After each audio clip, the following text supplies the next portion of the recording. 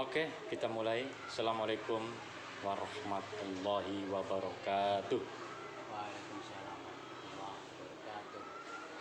Bersama saya Abdul Haris sebagai moderator pengajian rutin Kitab Tafsir Jalalain. Insya Allah akan melanjutkan kajian rutin pada minggu yang lalu yang tetap masih bersama Kang Imam Sibawe sebagai pengisi kajian rutin ini. Oke, untuk mempersingkat waktu karena mungkin Kang Imamnya masih banyak kegiatan-kegiatan berikutnya, harap dimaklumi Kang Imam ini sangat sibuk sekali, padat merayap, tapi masih sempat untuk mengadakan secara langsung kajian rutin ini karena memang inginnya Kang Imam itu harus istiqomah rutin minimal seminggu sekali, dan ini untuk kebaikan kita bersama, mudah-mudahan bermanfaat untuk kita semua. Mangga kepada Kang Imam untuk melanjutkan kajian tafsir Jalalain, dipersilakan. Oke, terima kasih kepada Kang Haris yang bersedia untuk melakukan kegiatan kajian rutin ini, dan Kang Haris menjadi moderator dalam kajian ini. Kita melanjutkan dari ayat sebelumnya, yaitu ayat 7, di mana di dalam kelanjutan ini kita akan berbicara tentang orang-orang munafik. Ya, sebenarnya saya mencoba untuk secara monolog, tapi tampaknya memang lebih enak bersama dengan moderator. Baiklah, kita mulai saja kelanjutan ayatnya, yaitu wa minan nasi may yaqulu amanna billahi wa bil yaumil akhir wa ma hum bimu'minin wa nazala lan temurun fil munafikina ing dalam mertelaaken pira-pira wong munafik apa ayat wa minan nasi may yaqulu amanna billahi wa bil yaumil akhir wa ma hum bimu'minin. Wa minan nasi lan iku setengah saking manusia man utawi wong yaqulu kang ngucap sapa man ngucape amanna billahi wa bil yaumil akhir wa ma hum bimu'minin. Amanna iman sopo ingsun billahi ing Gusti Allah wa bil yaumil akhir lan ing dina akhir ay yaumil kiamati tegese dina kiamat. Li annahu karena setemene dina kiamat iku akhirul ayami, akhire piro-piro dina. Tetapi wa ma hum bimu'minin, ora ana utawi wong munafik, ora ana utawi man iku bimu'minina piro-piro wong kang iman. Nah, ini jadi ada sebagian manusia itu mereka berkata iman kepada Allah, beriman kepada Allah dan beriman kepada hari akhir, tetapi mereka pada dasarnya tidak beriman.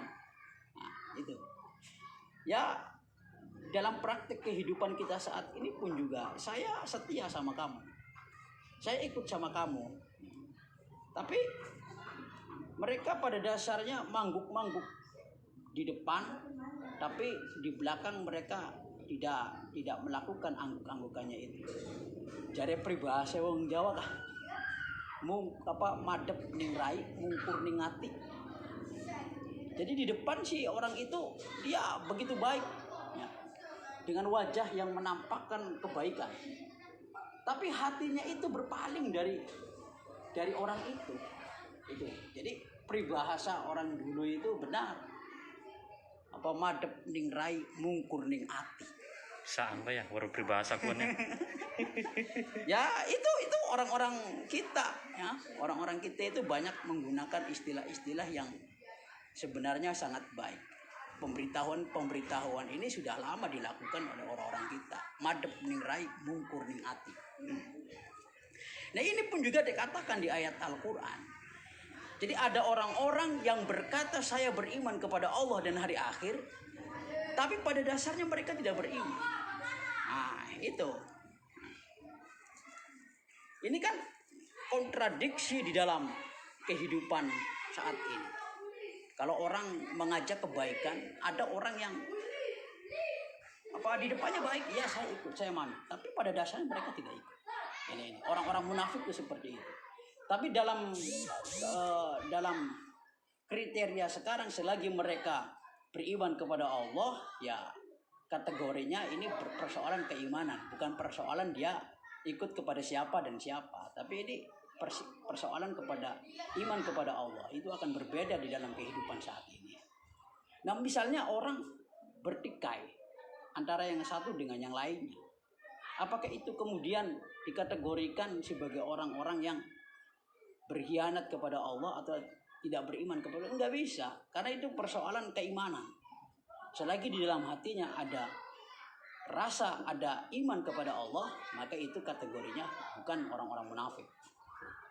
Ya biasalah di dalam kehidupan, di dalam rumah tangga kita. Rumah tangga istri dengan suami ada pertikaian, itu persoalan biasa.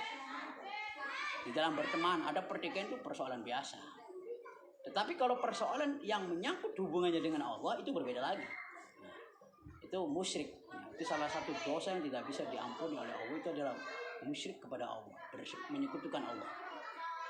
Nah, kalau orang sudah menyekutukan Allah, ya itu sudah kategorinya sudah merupakan bukan orang Islam lagi kan.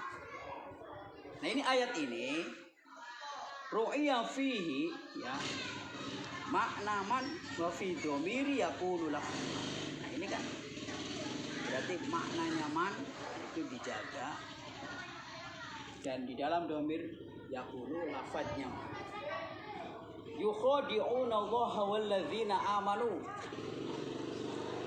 Yukhadi'una pada nipu, gawe tipu daya, pada bujuk sopoman Allah ing Gusti Allah walladzina lan wong akeh amanu kang pada iman sapa alladzina. Jadi orang-orang munafik itu mereka menipu Allah ya dan orang-orang yang beriman.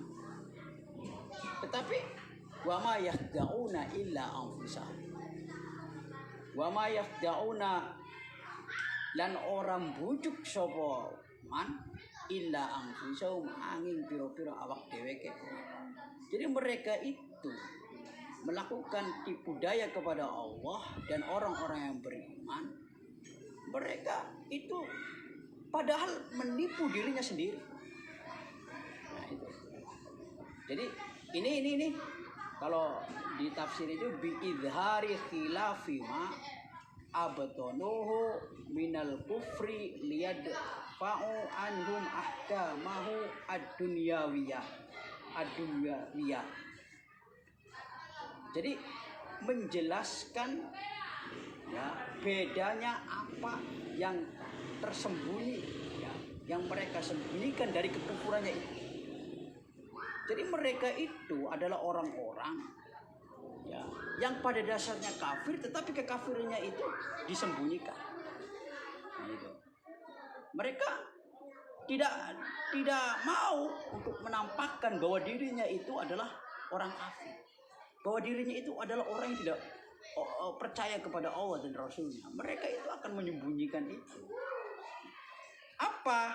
Supaya mereka itu menolak ya hukum-hukum keagamaan. Hukum-hukum keagamaan. Sehingga mereka itu kalau misalkan diajak zakat tidak mau, diajak sholat tidak mau, diajak puasa tidak mau, ya mereka itu seperti itu. Menghindari hukum-hukum yang sudah ditetapkan oleh Allah Subhanahu wa taala. Nah, orang-orang seperti itu yaitu amayakdauna ila anfusihim, mereka adalah menipu dirinya sendiri. Itu orang-orang munafik. Apakah kita kategorinya seperti itu?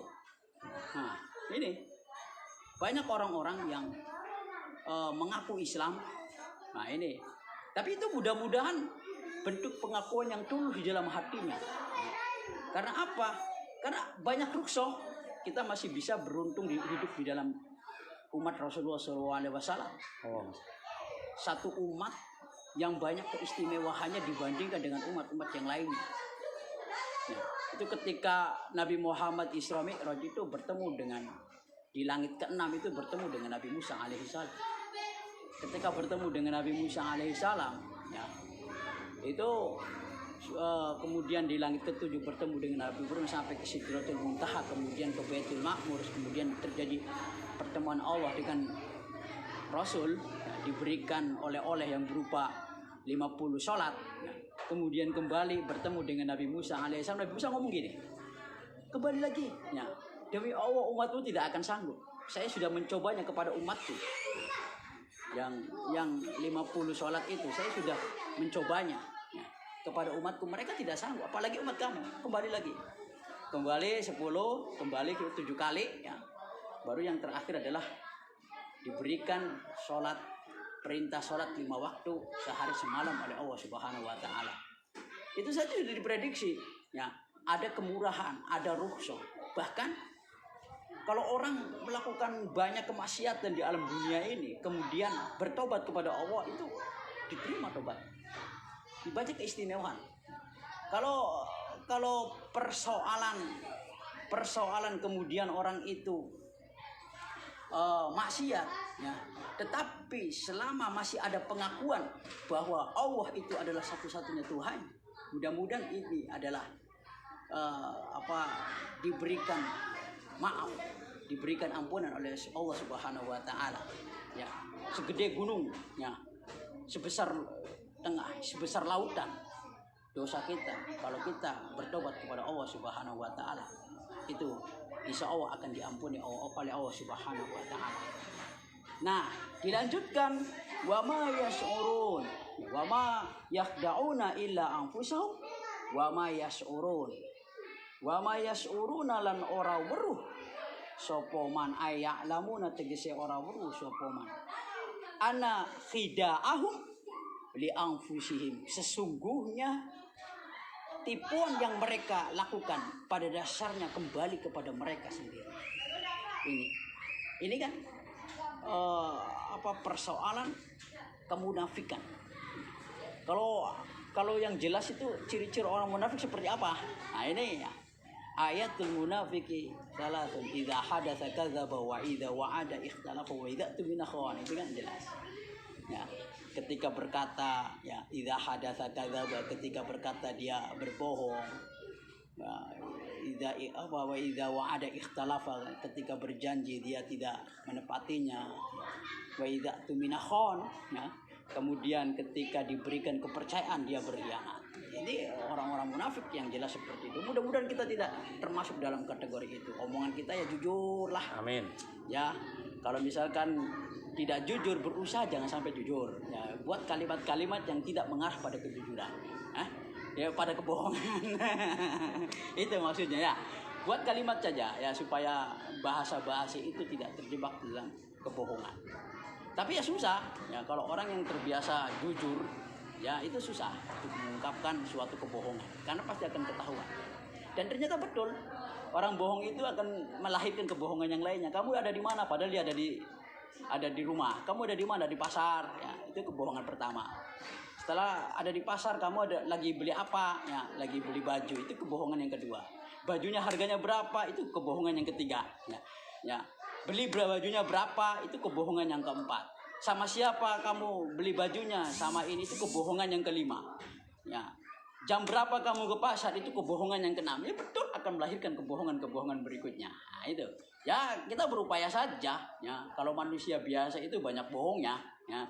Tapi mudah-mudahan kita dengan hal seperti itu tidak melakukannya. Mudah-mudahan belajarlah sedikit demi sedikit. Nah, kalau ini kepercayaan. Kepercayaan adalah suatu amanah. Kalau orang misalnya tidak dipercaya, itu satu kali untuk membangun kepercayaan itu susah. Contoh, ada orang, ya, meminta bantuan tolong di tengah kegelapan malam, ya ada harimau, ya tolong saya dikejar-kejar harimau, warga keluar semua. Ya, dia bilang ada harimau, ternyata nggak ada harimau, itu bohong. Hari berikutnya dia minta tolong, ya di malam kegelapan malam, ya di malam kegelapan malam dia minta tolong, ya warga tidak mau keluar, ternyata itu macan beneran, dan dia mati, konyol kan? Nah, itu. Jadi membangun kepercayaan, ya, supaya kalau orang membangun kepercayaan itu sudah sekali dua kali, ya tidak bisa dipercaya, maka akan tidak dipercaya, akan mencelakakan dirinya sendiri. Itu saja, ya di ayat wa ma yash'urun, itu ayat ke-9, ya ayat ke-9. Mudah-mudahan kita bisa mengambil manfaat dari kajian ini, ya. Sekian saja dari saya. Barangkali Kang Haris ada yang mau ditanyakan.